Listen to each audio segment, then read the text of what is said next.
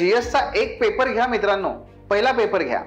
त्या पहिल्या पेपर मध्ये तुम्हाला 3 विषय आहेत, इतिहास आहे, भूगोल आहे, समाज आहे। दुसरा पेपर घ्या, त्यात कॉन्स्टिट्यूशन आहे, राज्यघटना आहे, सोशल जस्टिस आहे, आयआर आहे, गव्हर्नन्स आहे। अशा पुन्हा 3 ते 4 सब हेडिंग येतात, सब सब्जेक्ट येतात। आणि म्हणून काय होतं की जेव्हा आपण तयारी करतोय तेव्हा आपण काय होतं, न कळतपणे आपण जीएस कडे लक्ष द्यायला लागतो, पण ऑप्शनल जो आपला खऱ्या अर्थाने हुकमी एक्का असायला पाहिजे त्याकडे दुर्लक्ष व्हायला लागतं। पण यशाचा मार्ग हा नेहमी ऑप्शनलच्या माध्यमातून जातो। आणि ऑप्शनल निवडत असताना, ऑप्शनल निश्चित करत असताना मग आपण याचा विचार केला पाहिजे, ऑप्शनल कडे विशेष लक्ष दिलं पाहिजे।